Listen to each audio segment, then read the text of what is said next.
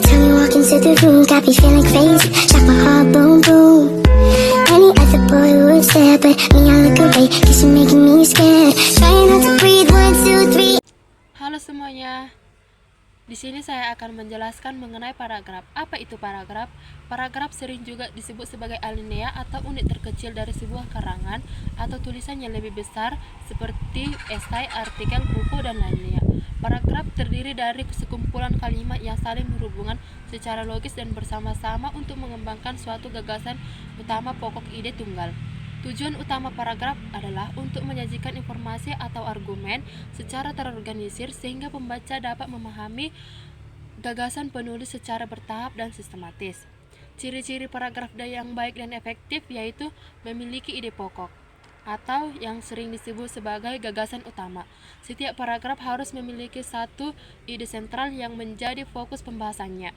Ide ini biasanya diekspresikan dalam kalimat topik. Yang kedua, memiliki kalimat penjelas atau kalimat pendukung.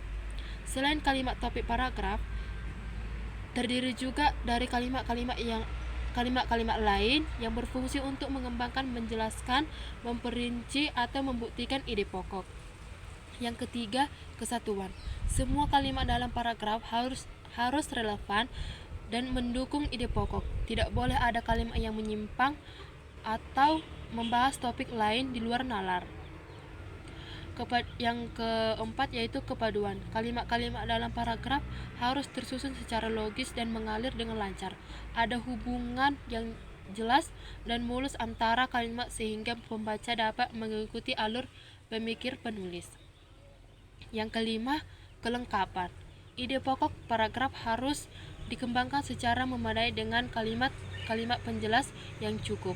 Pembaca tidak merasa menggantung atau kekurangan informasi setelah membaca paragraf tersebut. Yang keenam yaitu penonjolan. Terkadang paragraf dapat dirancang untuk memberikan penekanan khusus pada ide yang tertentu, misalnya dengan menempatkan posisi strategis yang menggunakan gaya bahasa tertentu. Yang ketujuh, ketertiban. Kalimat-kalimat diurutkan secara logis dengan pola pengembangan yang dipilih seperti kronologis, sebab akibat, khusus, dan lain-lain.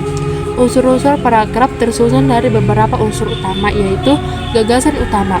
Ini adalah inti pembahasan paragraf, konsep dasar yang ingin disampaikan. Gagasan utama adalah abstrak dan menjadi landasan bagi keseluruhan isi paragraf. Selanjutnya, kalimat utama. Kalimat ini adalah perwujudan konkret dari gagasan utama. Ini secara eksplisit menyatakan ide pokok paragraf. Posisi kalimat utama menentukan jenis paragraf berdasarkan letak kalimat utamanya. Dibagi menjadi 3, yaitu deduktif, kalimat utama di awal paragraf, induktif, kalimat utama di akhir paragraf, dan campuran deduktif-induktif, kalimat utama di awal dan ditegaskan kembali di akhir. Yang selanjutnya, interatif. Gagasan utama tidak dinyatakan secara eksplisit dalam satu kalimat, melainkan tersirat dalam keseluruhan paragraf. Sering ditemukan pada paragraf narasi atau deskripsi murni. Kalimat penjelas yaitu kalimat ini bertugas untuk menguraikan, merinci, memberikan contoh, bukti, data, atau argumen yang mendukung dan memperjelas kalimat utama. Kalimat penjelas dibagi menjadi kalimat pengembang langsung, menjelaskan kalimat topik secara langsung. Kalimat pengembang tidak langsung yaitu menjelaskan kalimat pengembang tidak langsung sehingga menjadi penjelas kedua.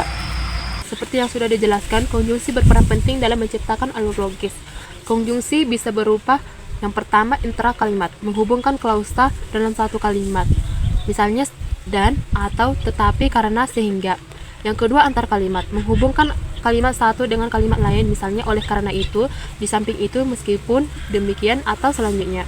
Yang ketiga, antar paragraf, menghubungkan paragraf satu dengan paragraf lain. Yang keempat, promonima, menggantikan nomina kata benda untuk menghindari pengulangan yang monoton. Yang kelima, preposisi, dengan menunjukkan kata hubung seperti spesial, tempat, temporal, waktu, atau relasi lain. Yang ketujuh, kata keterangan atau adverbia, memberikan informasi tambahan tentang verba, adjektiva, atau adverbia. Selanjutnya, variasi struktur kalimat yang menggunakan kombinasi kalimat tunggal dan menjemuk serta variasi subjek, predikat, objek untuk membentuk sebuah paragraf yang lebih menarik dan tidak monoton. Jenis-jenis paragraf. Paragraf ada beberapa jenis, yaitu pola umum, khusus, atau disebut deduktif. Dimulai dari pernyataan umum, lalu diikuti rincian khusus, lalu diakhiri dengan kesimpulan umum. Yang kedua, pola perbandingan dan kontras. Mengembangkan ide dengan menunjukkan persamaan dan atau perbedaan antara kedua lebih objek, ide, atau peristiwa. Yang ketiga, pola analogi. Menjelaskan suatu konsep yang kompleks dan tidak dikenal dengan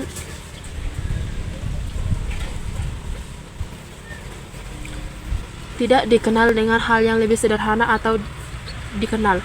Pola contoh atau ilustrasi, yaitu mendukung ide pokok dengan memberikan contoh-contoh konkret atau ilustrasi.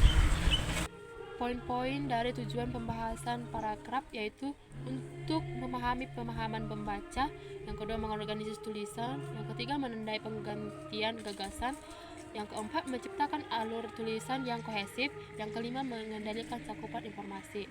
Syarat-syarat paragraf yaitu ada beberapa.